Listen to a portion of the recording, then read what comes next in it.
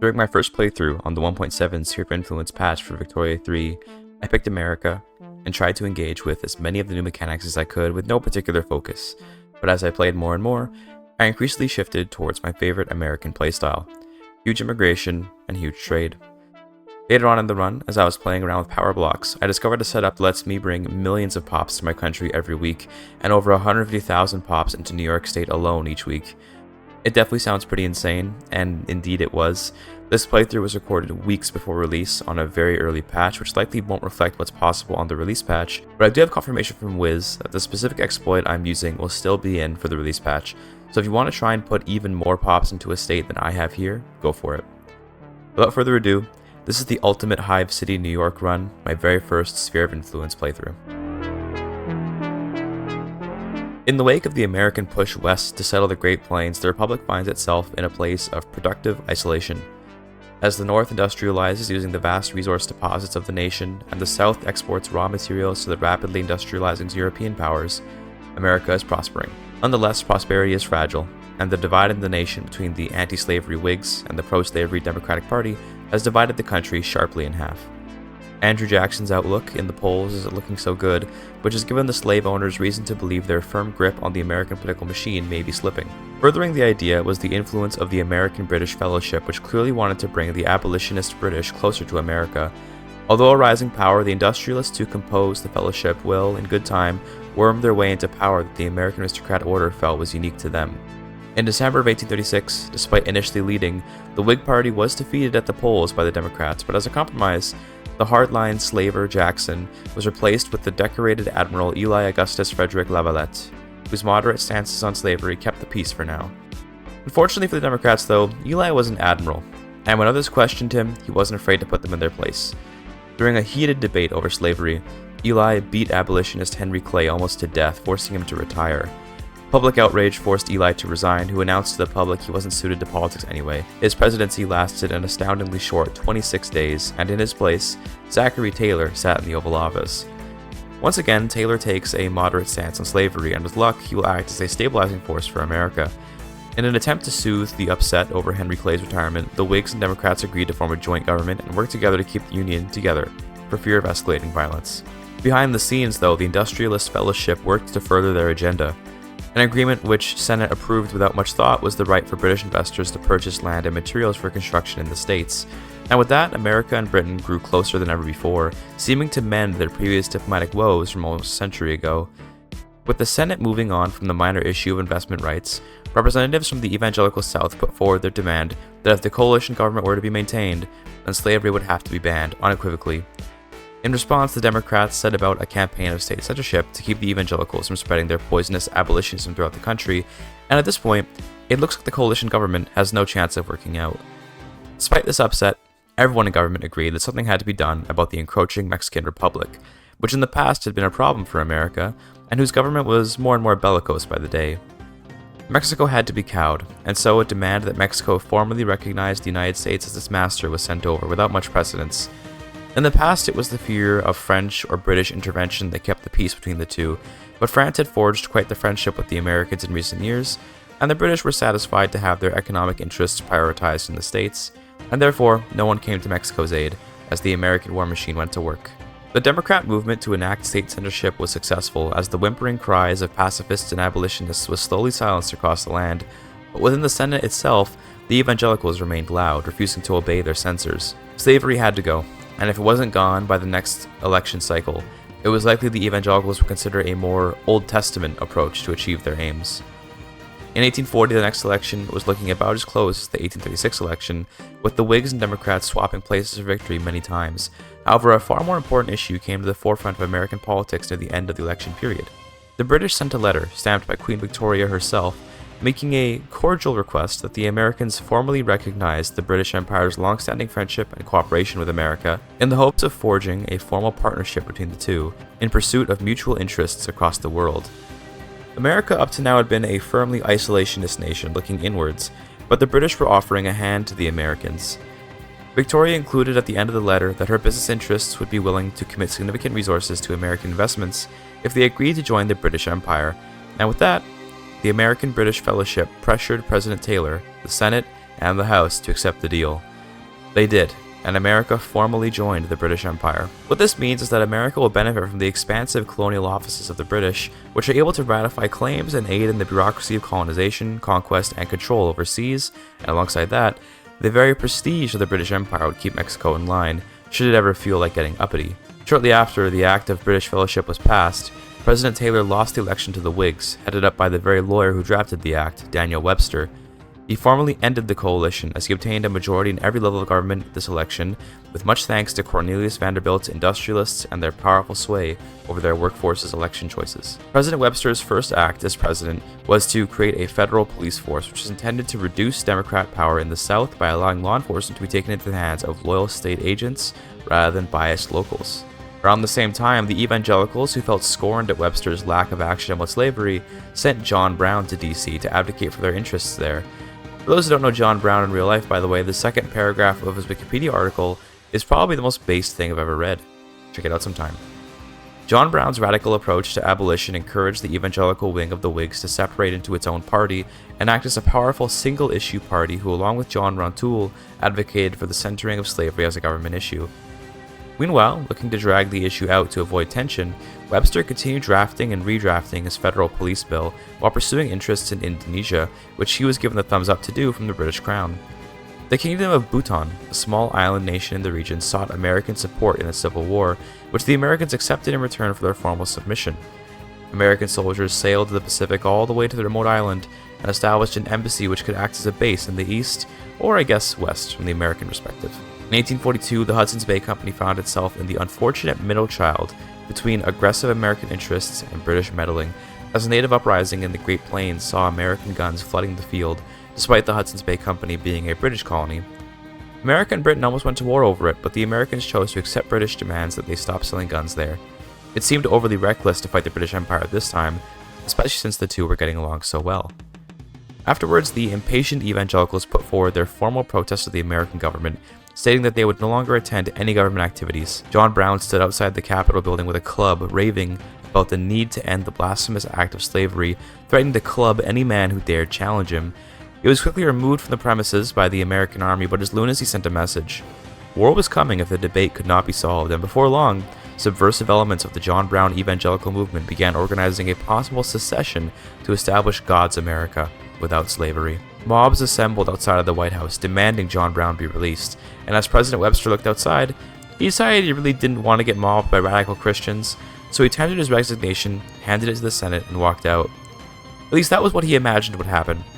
Instead, as he walked out with the letter in his hand to take to the Capitol building, the mob broke through the recently established federal police force, who were barely organized by this point, and killed President Webster and then occupied D.C.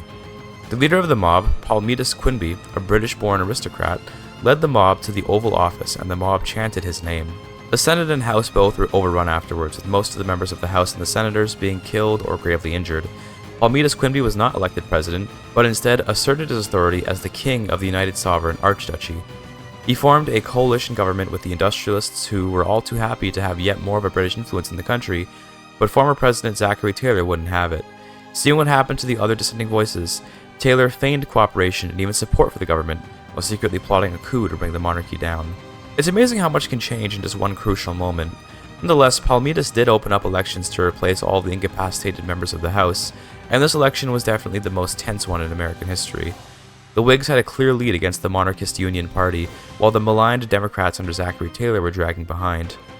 Looking to court the Whigs, Palmitas promised he would not be an authoritarian dictator and instead pointed the finger at Zachary Taylor, who was found to have been plotting a coup thanks to some evidence the feds planted on him. The irony was that although Emperor Quinby orchestrated this, it was actually true that Taylor was planning a coup. Nonetheless, the Whigs and the monarchists formed a coalition with the purpose of protecting the rights of the recently freed slaves, and the emperor celebrated his victory with a royal wedding to the Hohenzollern family of Prussia. This whole time, the British had refrained from saying much about the issue, waiting to see how America would look once the dust settled. Palmitas attended a British meeting as an emperor, but dressed in relatively normal clothing. The American monarch wasn't so fancy as his British and Indian counterparts, but the Brits did welcome him, although it wasn't Victoria doing so. It seems the British had their own monarchical scuffles in the past few years, as Victoria was ousted from power and had even abolished their election system. In 1844, the British had a civil war, which the Americans rather dishonorably took advantage of. The Americans promised support in return for a British bankroll, but the moment the war started, the Americans dragged their heels with mobilization, citing security concerns about the recently attempted coup. The Americans then formally exited the war, but demanded the bankroll continue anyway. For fear of American support for the opposing side in the war, the British accepted this rather sheepishly. The British did win their war without American support, while American soldiers traveled to Indonesia to support their new business partners in Aceh and in Argentina. From here, America entered a sort of peaceful stability. Voting rights were granted universally across the states, and migrants from across the British Empire flooded into America looking for a better life. For now, the numbers are relatively small, but the seemingly prosperous American monarchy was quickly growing into a beacon of liberty despite the means of acquiring it. Many revisionists, as early as just a few years after President Webster's death, were already saying it was better that those senators and the president be killed than the country split in half over slavery, and it was quite a valid point in many people's eyes. Universal voting rights passed in August of 1845, and with it, some of the more reactionary voices in the evangelical movement, which had spearheaded the monarchy's rise, expressed discontent over all the Catholic immigrants from Ireland coming to the country. America was to become a land of God, but these Catholics only worshipped their false pope and his decadence. In response, Emperor Quinby considered amending the Constitution to remove the clause about the separation of church and state, and instead emphasized that America was a nation which trusted in God. But this would cause a rift about as bad as the slavery rift, as the Whigs felt that secularism was foundational to the Republic, or rather, Archduchy. In a scene almost exactly mirroring President Webster's resignation, Palmitas Quimby drafted his bill to formalize the Evangelical State Church in the Oval Office, but as he walked outside, Republican activists from the Whig Party were waiting outside the Capitol building with his infant son in a carriage nearby. They told him he could either kill himself and write a letter expressing his recent wish that he had never become king, or he could be killed along with his son. He chose the first option. The man making this ruthless demand was Gregory Warland, who was famous for his tact, and with the death of the emperor, the Whigs stormed the Capitol and eradicated the monarchist senators, establishing the Second American Republic with an astounding 70% clout, I might add. As something of a mockery of the democracy of America, Gregory swore himself in as president and then held elections where the only party on the ballot was the Whigs, as every other party had been declared seditious. President Warland was elected with 100% of the American vote, the greatest landslide victory in all of American history. So, I've covered a lot here in the first 10 years of the game, and that's because, well, a lot happened. I mean, how can I not cover all this juicy stuff? But by this point, I bet a lot of you are wondering when I'm going to start getting 150,000 pops migrating to New York. The answer to that is that I'm having too much fun with the storytelling to get to it right away.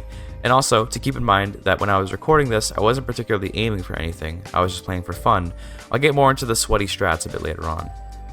The founding of the Second American Republic saw a new America with a significantly more stable political system, if only because the system more or less collapsed under the immense weight of the intelligentsia's power. With stability at home came a new interest in the rest of the world, which saw America trying to meddle in British affairs. Despite their mutual membership in the British power bloc, the Anglo-Indian liberal revolt was looking for freedom, and in return for a bankroll, the Americans supported their effort. Also, side note here, all the princes are free in India because in the pre-release patch, when Britain lowered the EIC's autonomy, it would make all the princes go free. That has been fixed as of the release patch, so don't worry about that. Once the Americans got their money from the revolt, they immediately dropped out of the war, keeping the money in a pretty scummy move, but you know, the bankroll sway meta is pretty crazy. Of course, the money stopped coming in once the revolt was quashed, but for a little while, it was a nice addition to the budget. Afterwards, the Prince of Jaisalmer, who had conquered Sindh, came into American sights, and thanks to the extensive British colonial offices, the cost to annex Sindh was significantly lower. For those looking for meta strats, the Colonial Office's 3 principle in the power blocks is very powerful because of the massive infamy reduction against unrecognized powers. The Jaisalmer prince backed down in May of 1848, and as the American army followed the Indus River, they found the Sikh Empire's borders and immediately sought their submission. Despite the American army's might, the Sikh Empire's will to fight and relatively modern army was putting the Americans into a losing war. Of course, the Americans would never submit. Looking to open a second front, they attacked the tiny prince of Kutch, and while doing that, the American leadership forgot that Egypt was in the war and that they had a navy. The Americans, facing an Egyptian offensive in DC, had to surrender, and yeah, that means it did lose to a capital naval invasion, which is a classic strat that normally works on the AI. I am now an AI tier player. The shameful loss to an unrecognized power led to President Warland's deposition to a recently naturalized citizen, Louis-Charles de Leclerc, whose radical rhetoric led to his appointment as the representative of the Whig Party. With his election, though, the party expanded significantly, welcoming Abraham Lincoln and Cornelius Vanderbilt, as well as the reformist farmers into the party. This would lead to a slight issue in ideological cohesion, but ultimately Louis Charles was willing to split the overwhelming influence of his party with his constituents. To restore the American reputation as a powerful military force, Louis Charles began a campaign against Baroda to expand American influence overseas and use the huge Indian workforce there to benefit the nation. The war spilled over into Baluchistan, which saw the American Empire expanding to control a significant coastline in the area. Then, during a conveniently timed revolution in the Dutch East Indies, the Americans supported the rebels against the Netherlands in return for a promise of submission. The American Navy and Army landed in Holland, but before much damage could be done, the Netherlands capitulated, giving American control over their colonies. American aggression continued again with support from the British colonial offices, as next on the list of conquests would be Persia. During the war's escalatory phase, Louis Charles de Lecluse personally invited a fellow countryman from France, the famous nephew of Napoleon Bonaparte, Louis Napoleon Bonaparte III. He was invited to take control of the petite bourgeoisie, which he happily did, but Louis Charles perhaps underestimated his popularity, as during the election of 1854, it looked like Napoleon would almost certainly come out victorious among the Whig candidates. Napoleon was elected President of the United States in March of 1854, and with his election came a return of monarchist sentiment in America. Who wouldn't want a famous Napoleon to be king after all? It was only natural that the British would feel some apprehension at the rise of an American Napoleon, but when President Napoleon focused his efforts on the cultivation of opium and the deterioration of relations with China, the British got the feeling he would be focusing on the colonial policies already put in by previous American presidents. After the Persian War ended, the Ottomans made a move against Oman, but seeing the Persian Gulf and Arabian Sea as his domain, Napoleon offered Oman protection, to which they agreed. The Americans stationed an army in Muscat and then invaded Basra, while the Ottomans sent a small force off to DC in the hopes of learning from the Egyptians in a previous war, but this time Napoleon would understand the importance of protecting his capital, and so the Ottomans didn't make a landing. Instead, they kind of just abandoned Iraq, although they did eventually come to the front and push the small American force out. It didn't really matter anyway, as the war goal was Oman, which was an unassailable fortress for the most part. All the immense military victories for the American Empire by this point saw the most natural course of action for the nation, as Napoleon was enthroned in DC, formally creating the Deuxième Empire Américain. The loss to the Sikh Empire was even avenged by Napoleon, who conquered the nation in response to their humiliation of America some years back. After the Sikhs fell, Siam, who had supported them, also fell to the American army, and all this was done without ever going over 25 infamy, by the way. The primary good produced in these overseas territories of the empire had come to be opium, as it was just so profitable to sell the highly addictive drug. Imagine the prices for something so addictive. Even the state was constructing opium farms to create state-run opium sellers who sold to anyone looking to buy. In some people's eyes, the rampant distribution of these highly addictive drugs was a horrific thing, but no matter the people's views on it, the profits were too high to just close down the businesses. Instead, Napoleon sought an answer to the problem that would make both sides happy. The Chinese market was one which was ready to receive an immense amount of opium, if only their government were open to do business with. Sadly, the British had failed to acquire a treaty port which might facilitate such a deal, and indeed the failures of the British were harming the Americans in much worse ways than even that. The British simply refused to build enough ports to possibly allow enough shipping for all the American goods that were being produced across the market, which meant everywhere in the American world was experiencing immense price inflations. This is because in the early access patch, the AI was reluctant to build ports in general, but I believe this has been fixed in the release patch. Rather than try and fight the Chinese and get a treaty port himself though, Napoleon chose to focus on reforming the army. Until now, the American army was composed of a clunky system of so-called Minutemen who could mobilize relatively quickly in response to threats. But Napoleon chose to reform those Minutemen into a proper permanent fighting force. He modeled the army after his uncle Napoleon's, and with that, the American army expanded significantly. They got their first chance to test out their skills against the convenient Mexican Revolution, where the Napoleonic armies wiped the floor with the ragtag Mexican rebels. In the war, Ulysses S. Grant showed great value, and so was given many military awards for his performance, but more importantly, a section of the American army was cordoned off and named Ulysses Legion, which would be under the direct command of Ulysses Grant. Napoleon knew that by putting trust in his best generals, he could manage wars more efficiently, as although old Uncle Napoleon had a more hands-on approach, Napoleon III's colonial empire couldn't always have him at the helm to lead it. Ulysses Legion would get its first chance at proving itself in the upcoming Qing Opium War, which would have much harsher consequences for the Chinese than the previous British Opium War. Napoleon demanded a port in Suzhou and the annexation of Beijing so as to humiliate the Chinese and make them submissive to American interests. The French, who Napoleon had an inherent connection to, supported this war, as they also wanted to weaken China, as did most of Europe. Once the war broke out in December of 1862, Ulysses' men loaded into the American Navy at Bangkok and sailed to Beijing. The army had difficulty landing in Beijing as the Chinese army was barely trained, but massive and prepared. They had learned from their wars with Britain and were able to fight well in conventional warfare. With that in mind, the Navy repositioned to Manchuria and made a successful landing there, distracting the massive Chinese army, while Grant held them off at Manchuria. The American Reserve Army landed in Beijing. But this is where Napoleon had made an embarrassing and critical error. He had forgotten that the Chinese government moved to the more defensible mountains of Guangxi many years ago, and so his occupation of Beijing wouldn't win him the war. It was a natural fumble to make, and so the armies were reorganized for an invasion that would target the south of China. Ulysses landed in Ningbo, which proved easy as the Chinese ran out of money to pay their men. The war took a massive turn in America's favor once the Chinese debt had run up into a bankruptcy, and once Guangxi fell, the Chinese surrendered, being forced to pay war reparations despite their empty gold reserve. Immediately, thousands of tons of opium were exported through Suzhou into China, and Napoleon returned home to a massive riot outside DC. While he was campaigning in China, a socialist revolution back home had gripped the nation, as demands for greater state support of the workers had gripped much of the lower classes in America. Napoleon, an emperor for the people, simply said that had he known their demands, he'd have indulged them a long time ago, and so work on a system of wage subsidies began. With so much popular support, the law passed easily, and in 1867, the first signs of socialism took hold in America. The nation came to a great peace with the end of the Opium Wars and the institution of wage subsidies, but funnily enough, the American people didn't see much benefit from the empire building. Under Napoleon, the glory of America reached new heights, but along with it came new highs for the prices of, well, everything. This was because of the continued reliance on the British Empire's understaffed shipping lanes. Napoleon's goal was to try and overtake the British as the dominant power of the power bloc and become the new leader so that American ships could lead the charge on maintaining the shipping lanes, but British prestige was just unassailable, it felt like. In March of 1872, Napoleon saw the writing on the wall and realized that the British Empire's bloc was holding America back. The British had been trying to hold them down since the beginning, choking them with supposed convoy shortages, when we all know the British Empire's merchant fleet ought to be more than enough to transport goods anywhere in the world. Although it would be risky, Napoleon began his plans to exit the British Empire and create his own power bloc, but first he'd need to concentrate power into the executive branch of government. The antiquated democracy of America was, by this point, mostly holding him back, and so, suffrage was abolished in favor of the total control of all branches of government by the emperor. This was something that divided America heavily, as though the people were all too happy to put their faith in Napoleon's leadership, the more entrenched leadership of America did not like being dethroned so harshly. Napoleon faced a revolution from the democratic supporters of America, and so chose to offer a compromise.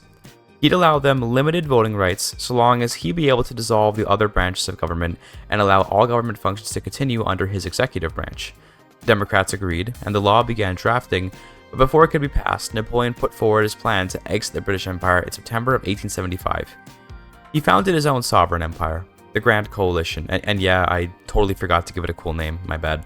I was so focused on the game and forgot about any kind of roleplay here. With the end of the sabotaged British shipping lanes, Americans across the empire saw prices retreat, and life looked like it was on the up and up.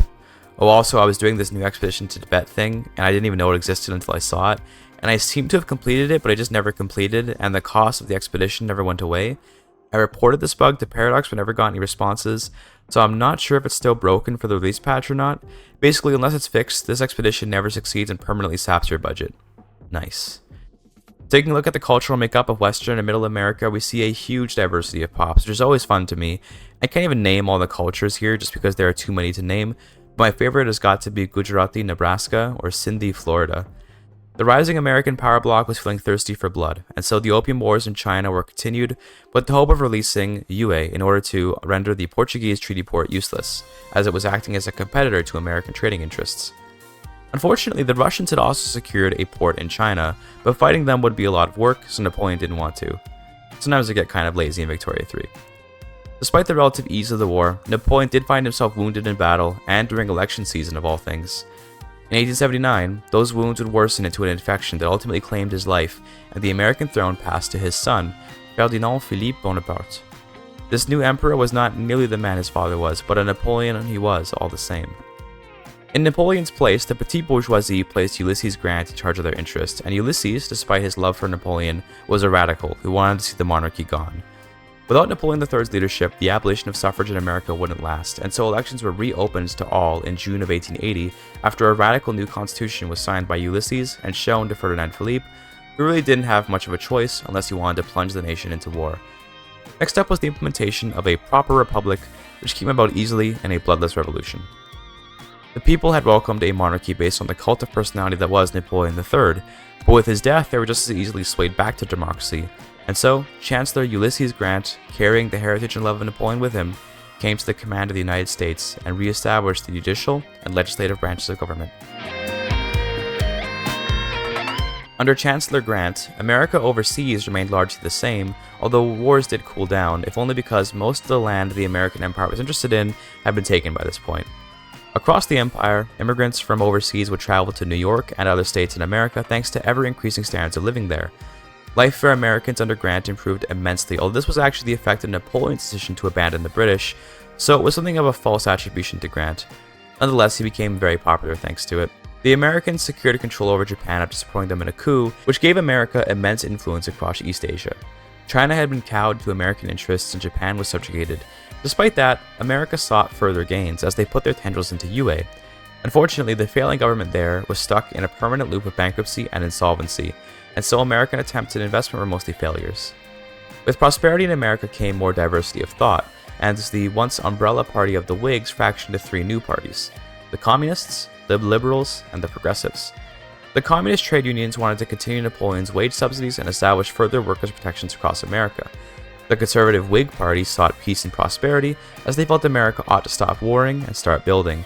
And finally, the Radical Party, led by Grant, focused on the maintenance of America's foreign policy and the establishment of both women's rights and stronger Republican ideals in the nation. Since Ulysses was still an immensely popular figure in the country, he won the election with a landslide, claiming 80% of the votes, and so the status quo of American interventionism continued to dominate the political landscape. To appease his party members, Grant began passing women's suffrage as part of the ideals of the Republic was true equality. Women ought to vote, and honestly speaking, if he could be the one to give them the vote, they made us vote for him, so it was a wise move.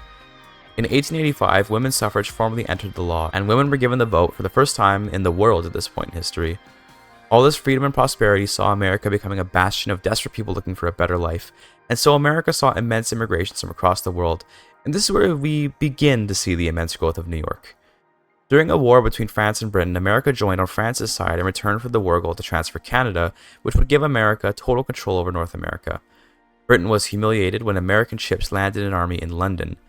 France suffered with the Continental War as Germany was in the war too, causing Alsace-Lorraine to fall into German hands, but America continued the war without the French, successfully taking Canada away from the British Empire. As Ulysses aged, he eventually chose to retire in 1889, as he felt he had served the American people long enough and wanted to write his memoirs and enjoy some time to himself. In his place, a massive power vacuum left the petite bourgeoisie weakened, and in their place, Theodore Roosevelt of the Yeoman Farmers led the United States. Roosevelt's policies focused completely on the maintenance of the American empire and the furthering of the people's interests. Glory was great, but nothing could beat a full stomach and some cheap opium to pass the days for the masses. It was time to create jobs, and have those jobs produce goods that the masses could spend their wages on. With better wages could come the end of child labor, as parents could make enough money just among themselves to support their children, and with the establishment of mandatory public school for America came true prosperity. Now, immigrants that arrived to the country would find themselves being served by their country rather than oppressed by it. Despite these humanistic reforms, America did still have many puppet states across the world, which Roosevelt had a plan for. In the past, the puppets of America had mostly been allowed to do what they wanted, as long as they paid their taxes.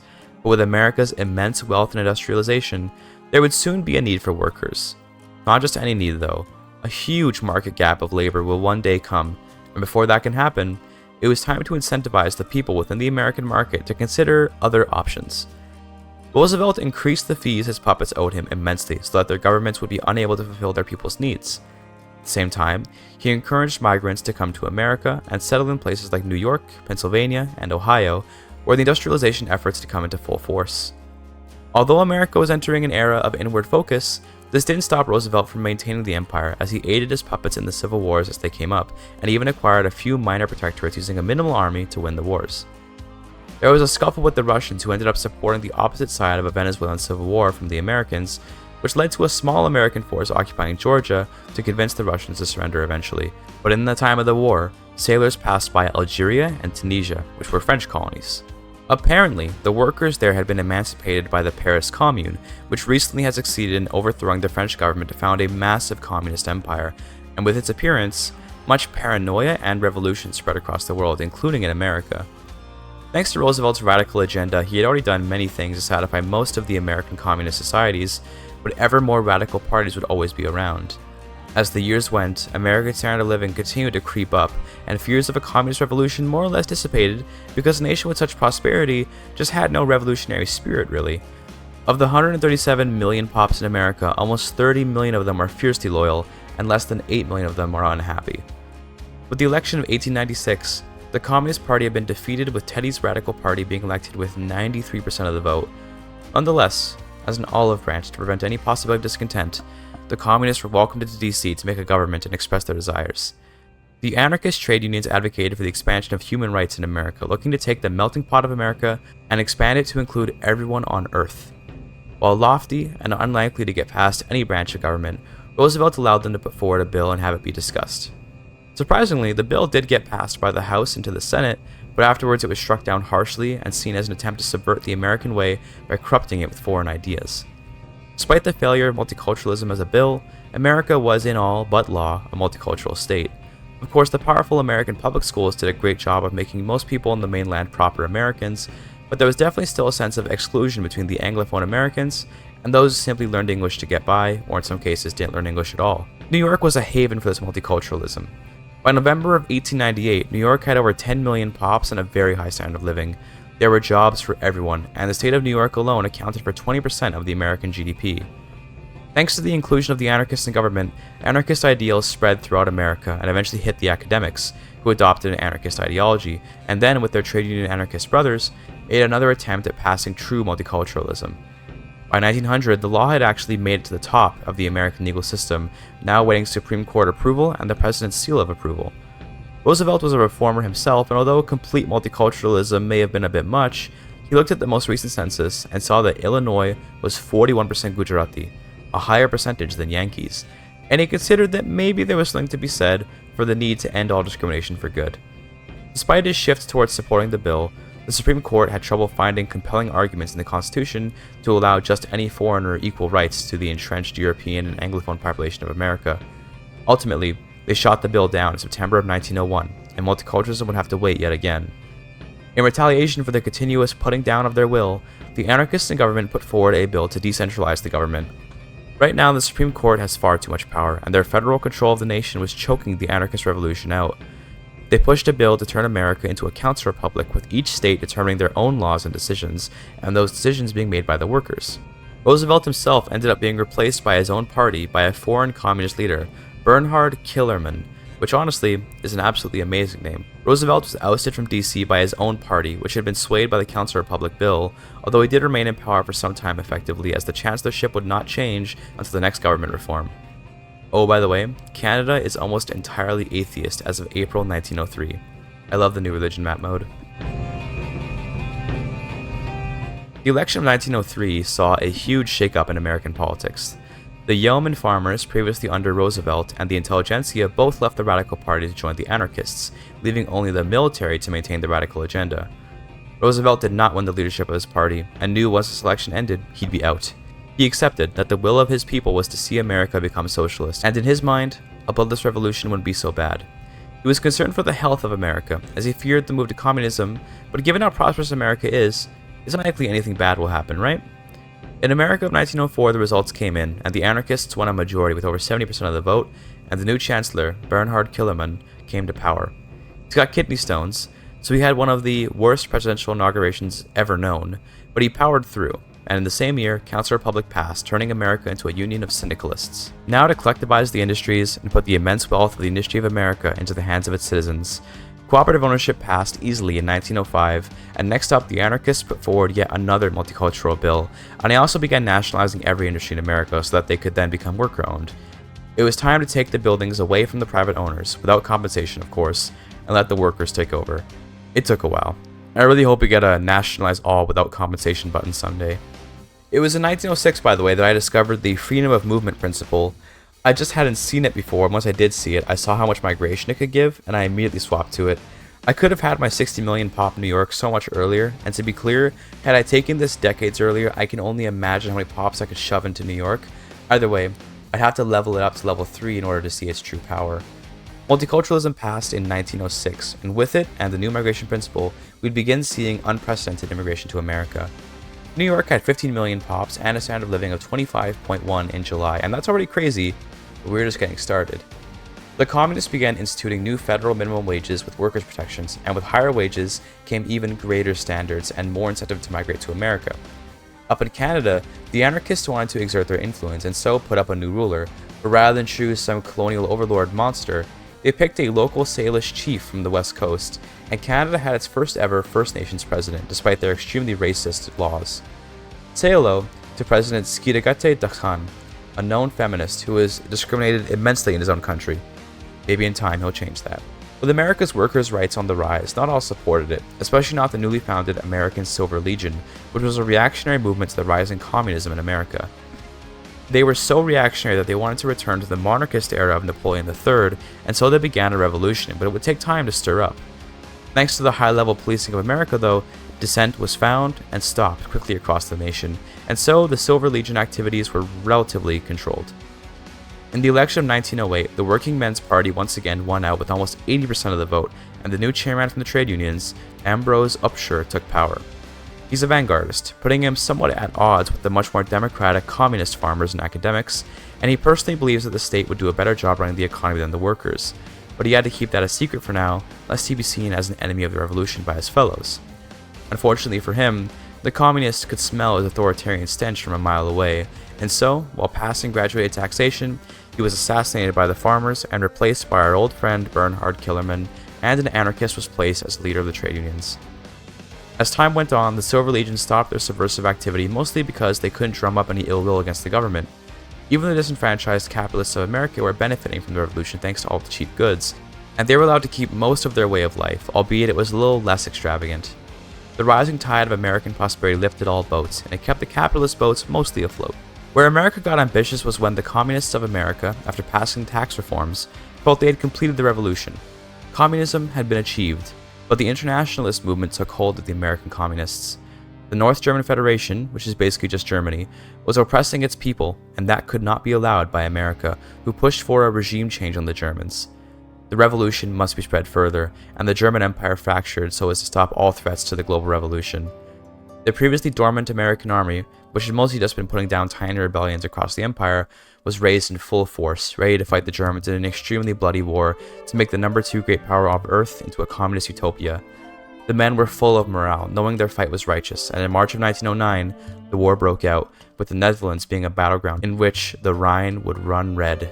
With the war came a slightly authoritarian stint in America, as the Working Men's Party was so dominant that there was no more reactionary elements at all, for fear of reprisal kept all in line.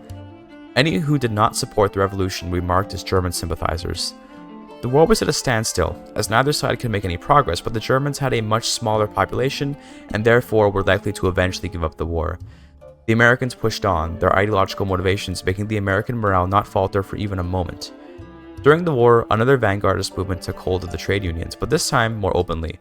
They advocated for the need to lead the economy for the purpose of the war. The harsh, communist rhetoric about defeating Germany with all of America's might had given the vanguardists the justification they needed to put the means of production back in the hands of the state, and in a stroke of luck, just as the command economy law began its passage through the state courts, the front in Germany finally buckled. The American army spilled into Western Germany and crossed the Elbe, finally reaching Berlin in November of 1912. The Germans surrendered soon after in December, and with that, America was victorious in what could essentially be considered the Great War. The American army celebrated but quickly packed their bags to go deal with all the counter-revolutions and their overseas puppets, which had taken the opportunity to rise up while America was busy. Command economy had indeed passed, and with it the government controlled most aspects of the country, but the workers did continue to prosper nonetheless, as wages only got higher and higher as the state saw more and more profits. With the success of the Germany campaign, the American army pursued similar goals against the British Republic, which had overthrown the monarchy long ago. Nonetheless, they needed to be communized, and along with that, Newfoundland had to be taken so as to prevent all British influence in Canada. The war against Britain was much smoother than against Germany, which meant the war only lasted about a year, after which the British Union was formally dissolved, with Scotland and Ireland going free. In October of 1915, American standard of living finally crossed the 20 threshold, which meant that even the poorest Americans were living about as well as some capitalists from before the Revolution. By this point, New York had almost 25 million pops. To give you an idea of how much that is, New York State, as of 2022, according to a quick Google search, has 19 million people in it total. We have already surpassed actual New York by 6 million, and we're just getting started. The infinite loop of the consumer economy began here, with the rising standard of living among the Americans creating greater demand for expensive goods. New industries were constructed to fulfill the need for those goods, which would provide new jobs that could pay high wages, and thus American life just got richer and richer the more I built. The next few years were mostly peaceful, again borrowing the crushing of counter-revolutions overseas, which were too simple to cover. What we did see was just an explosion of immigration in New York, as in April of 1918, I was getting over 100,000 people heading to New York each week. Why this is happening is that the freedom of movement principle unlocks a new production method for universities and art academies that makes them give 25% more migration attraction. Currently, this is bugged so that these buildings, when built in one state, give migration attraction to literally every state in the country. If I build just one university and one art academy in every state in my country, I can get literal thousands of migration attraction. A few months later in August, we see 174,000 pops heading to New York each week. Multiplying that by 52, we are having a migration rate to just New York of about 9 million pops per year. But we won't be maintaining that level of migration every week for 1 year straight in reality, so it's a bit less. This 174,000 pop migration per week was my peak, and it put New York to 30 million pops, and then I hovered at around 100,000 pops per week coming to New York. That's just over 5 million per year. From here, I basically put all my focus on just watching the pops go up, and making sure there were enough high-paying jobs to keep the standard of living up, but I did also create the Confederation of the Rhine in Germany, and help Hanover win a war against Germany, which led to them adding war goals to take a bunch of land. It's pretty cool to see the AI adding war goals in response to me joining the war. In 1921, I looked at the culture map mode, and here we see the power of assimilation and multiculturalism, by the way. I still believe that assimilation should actually be inverse, and the accepted pops should not assimilate, while the discriminated ones should, but you know, a topic for another video. In 1925, the Germans had a revolution, which I made my protectorate in return for support.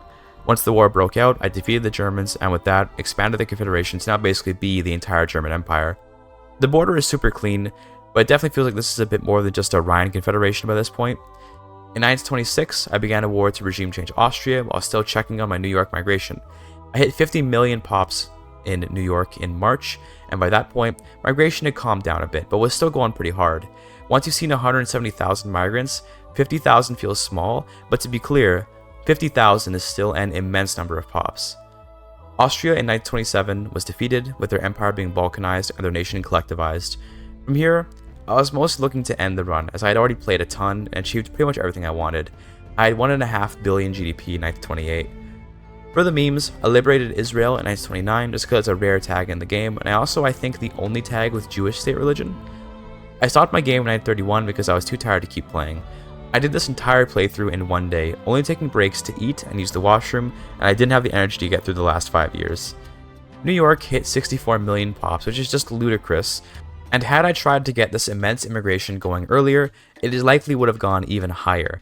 I took New York from about 9 million pops in 1900 to 64 million in 1931, which is just insane growth. And to be clear, it wasn't just New York getting immigration. I focused on New York because it was the highest, but the entire country is just flooded with pops.